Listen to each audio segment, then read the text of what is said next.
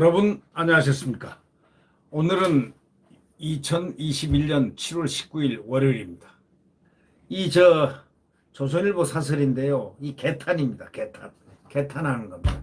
이거 어쩌다가 한국은 중국과 일본이 함부로 하는 나라가 됐나 이거예요. 4년 전까지는 안 그랬는데 이거 어쩌다 이 대한민국은 중국과 일본이 함부로 하는 나라가 이렇게 돼 버렸냐. 개탄을 하는 사설입니다. 야, 이 사설 멋있습니다. 네. 주한 일본 대사관 4년 전만 해도 일본이 어떻게 함부로 했습니까? 한류가 들어가서 난리를 칠 정도였는데. 네? 또 일본하고 같이 설린을 서로 얼마나 같이 문화 교류하고 이 교류가 많아서 좋았습니까? 양국 관계가 같은 정말 준동맹에 해당될 정도로 아주 좋았는데 왜 이 4년 이후부터 이 정권 들어서부터 일본하고 원수가 됐습니까? 맨날 죽창가 불러대고 뭐 이순신 배 몇 척이다 뭐 해대고 과거에 한일협정한 것을 완전히 부정해버리고 그냥 반일가를 부르고 죽창가를 부르고 민정수석이란 사람이 죽창가를 부르고 SNS에다 그렇게 해놓으니 그게 뭐 민정수석 조국이가 죽창가 불렀지 않습니까? 그러니 이게 무슨 설린이 되겠습니까? 주한 일본 대사관 2인자인 총괄공사가 근데 이 국내 방송하고 한 5천 간담회에서 문재인 대통령의 대일 외교를 비판하면서 왜 설적 표현을 썼습니다. 이건 있을 수 없는 얘기죠. 왜 이런 모욕을 당해야 했는가 이거죠. 이런 해동 방송이 이렇게 돼서 그러면 이런 외교관은 바로 소환 조치를 해버려야 될 거 아닙니까? 데려가라 이렇게 해야 될 거 아닙니까? 그것도 안 하고 가만히 있습니다. 일본은 한일 문제에 관심을 둘 여유가 없는데 문 대통령 혼자 신경전을 벌이고 있다는 이런 취지로 말하다가 이런 표현을 쓴 겁니다. 이거는 외교 결례이자 이 한국을 대통령을 무시하는 겁니다. 이거는 대한민국 국민으로서도 기분 나쁜 일이죠. 있어서는 안 되는 얘기죠. 왜 이렇게 됐느냐 이런 얘기죠. 사적 간담회라고는 하지만은 한국에 오래 근무한 직업외교관 입에서 그따위 말이 나오는 것 이거 있을 수가 있겠습니까? 바로 사과했다고는 하지만 본심은 그 표현에 담겨 있는 겁니다. 그 다음 날인 주한 중국 대사가 또 난리를 쳤습니다.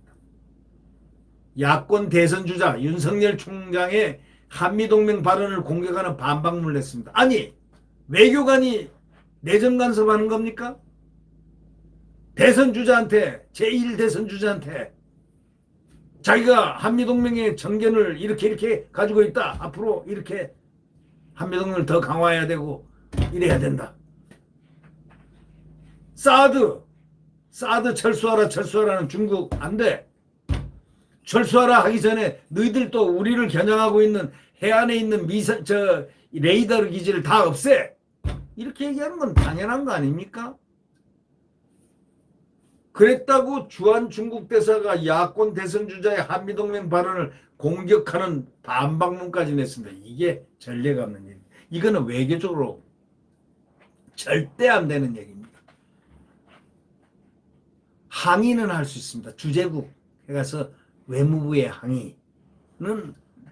항의가 이렇게 돼서 이렇게 항의를 할 수 있지만 반박문을 직접 내가지고 말이죠. 대선 주자한테 내정 간섭하는 겁니까? 선거에 관여하겠다는 겁니까? 우리 가장 가까운 이웃 두 나라 관계가 어쩌다 이렇게 됐습니까? 다시 되돌아보지 않을 수 없다고 이 사설자는 지적합니다.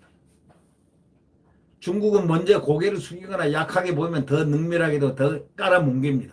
중국이란 나라가 그런 나라입니다. 그 민족성이 그렇습니다. 먼저 고개를 숙이거나 약하게 보면 확 뭉개버리고 정벌해버립니다. 우리가 1, 2년 당했습니까? 네? 4년간 당했는데 그리고 과거의 역사의 오랜 기간 몇천 년을 그렇게 오랜 기간 그런 외교를 해와서 습성화되어 있는데 우리가 중국과 좋은 관계를 유지하고자 하는 노력을 저들이 어떻게 볼지 잘 생각해야 된다는 겁니다. 문정부 출범 초부터 사드 3부를 약속해가지고 군사 주권까지 양보하고 굽히고 들어갔지 않습니까? 중국하고 우리가 왜 형제입니까? 형제 같으면 형이 있고 동생이 있는데 왜 형제, 누가 형이고 누가 동생입니까? 대한민국 형 같으면 형제라고 할 수 있지만 어? 무슨 형제 국가입니까?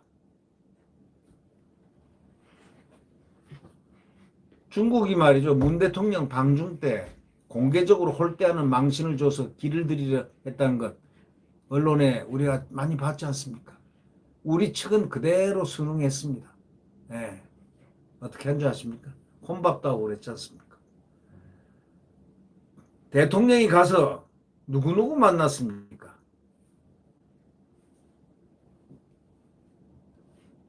홀대 받았다고 언론이 난리 났지 않습니까? 북한의 6.25 남침을 도와가지고 우리 국민을 설상한 자들이 바로 중국 공산당, 바로 중국 지금 시진핑, 바로 그들입니다. 평화 수호를 위해서 싸웠다고 그들이 또 큰 소리 칩니다. 시진핑이가. 그런데 평화를 수호를 위해서 남침을 했다? 남침하는데 도와줬다? 그런데도 가만히 있습니다. 입을 다물었습니다. 우리 서해 중간에 있는 선을 넘어서 자기들 바다로 만들려는 서해 공정을 버려도 항의 한번 하지 않고 있습니다. 자, 중국은 이런 상대의 선의로 응답하는 것이 아니라 더 치고 나옵니다. 중국이 한국을 약한 고리로 보고 끊임없이 흔드는 것, 이거 우리가 자초한 거 아니겠습니까? 한미동맹을 문정부 스스로가 끊임없이 흔들어댔지 않습니까? 그러니까 중국이 의식하는 것은 한미동맹인데 한미동맹을 스스로 흔들어대고 하니 한국이 미국과 멀어질수록 중국에는 더 능멸당하게 됩니다. 그래 한국 좋다 이쁘다 이쁘다 할 줄 알았지만 천만에요. 그럴수록 한국을 더 능멸합니다. 문 대통령은 취임 초 한일 위안부 합의에 대해서 중대한 흠결이 확인됐다. 새롭게 협상해야 된다 하면서 국가 간 합의를 사실상 깨버렸습니다. 아니 한일협정 비준 그것은 바로 우리 국가가 잘 살 수 있는 동력을 마련한 시드 마니를 얻을 수 있는 그 당시로서는 최고의 걸작품이었다는 평가가 있었습니다. 지금도 최고의 걸작품의 한일협정입니다. 그걸 완전히 무력화시켜 버렸습니다. 김종필, 오이라 외상하고 둘이서 협상을 해가지고 김대평 메모 해서 박정희 대통령이 제가하고 한일 회담 해서 우리가 그걸로서 포스코도 만들고 등등등등 정말 공업국가로 가는 틀로 이렇게 다 매직하게 했지 않습니까? 그 합의가 양국 정부 간의 공식 합의였다는 사실을 인정한다고 말을 180도 또 뒤집었습니다. 그래놓고 올해 신년회견에서는 또 뭐라고 그랬냐면요. 일본하고 이제 파탄이 다 되고 난 다음에 올 신년회견에서 그 합의, 양국 정부 간의 공식 합의였다는 사실을 인정한다고 말해가지고 또 180도 뒤집었습니다. 왜 말을 바꾸는지 아무 설명도 없었습니다. 그냥 한미일 협력을 중시하는 미 바이든 행정부가 들어서자 말을 바꾼 것으로 오로지 추측할 뿐입니다. 문재인 대통령이 왜 말을 바꿨는지는 언론도 모르겠다고 지금 표현하고 있습니다. 한일 갈등에 기름을 부은 대법원의 징용 피해자 판결도 다시 뒤집혔는데 이에 대한 입장도 무엇인지 지금 알 수가 없습니다. 대신 토착외구, 죽창가라며 반일몰이를 국내 정치에 이용을 많이 했습니다. 일본 국민이 이를 모를 리 없죠. 일본 내 혐한 정서가 팽배하게 됐고 일본 정권은 문정부를 상대하면서 자신들 다음 선거에서 손해라는 인식을 갖게 되고 하니까 더 비판하게 되고 한국 국민의 일본에 대한 혐오도도 커지고 있고 자 이래 되겠습니까? 지금 우리가 국가 안보 차원에서도 일본이 꼭 필요합니다.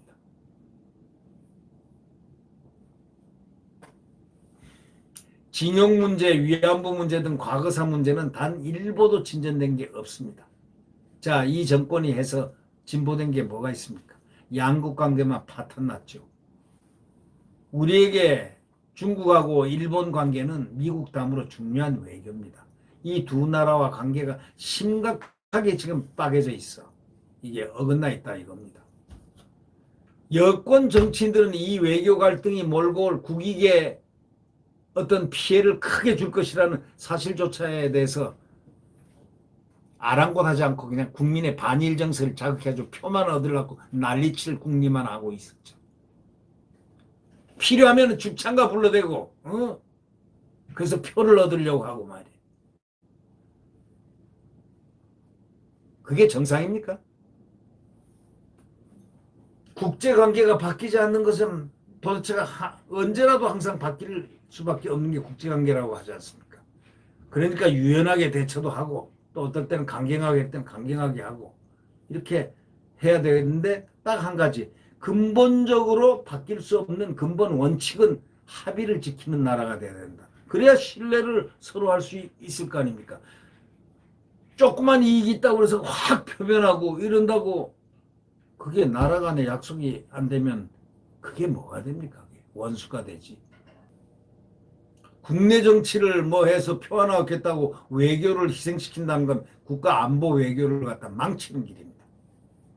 지난 4년여간 그 근본이 어떻게 됐는지 잘 되돌아켜 보면서 왜 중국과 왜 한국과 왜 일본과 왜 한국이 이렇게 됐을까? 중국은 옛날에 아니요 4년 전에 함부로 못했습니다. 대한민국에 대해서 함부로 하질 못했습니다. 왜요? 대한민국을 자꾸 이렇게 하고 투자하라고 그러고 우리가 얼마나 중국에 투자를 많이 했습니까? 그래놓고 딱 끝나니까 투자가 다 되고 하니까 이제 그 다음부터는 빼앗기 시작하는 거죠.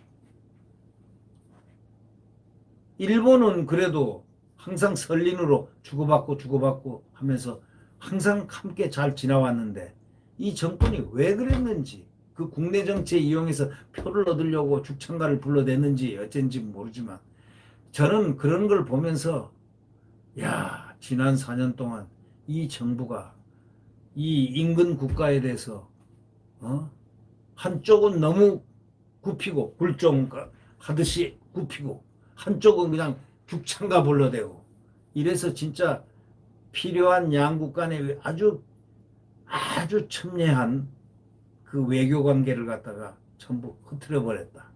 이런 거. 그래서 국익에 절대 손해를 끼치고 있다. 이렇게 봐야 되지 않겠습니까? 네. 네. 구독 버튼과 엄지를 눌러주시면 감사하겠습니다. 자유민주주의 대한민국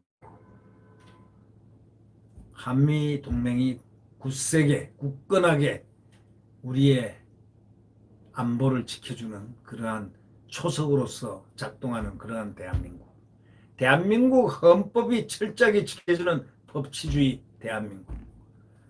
자, 지금은 잃어버린 시간입니다.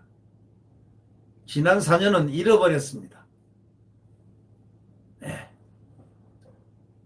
이제 새로운 시간, 만들어질 시간, 심판의 시간, 3월 9일, 내년 3월 9일, 이제 7개월 남았습니다.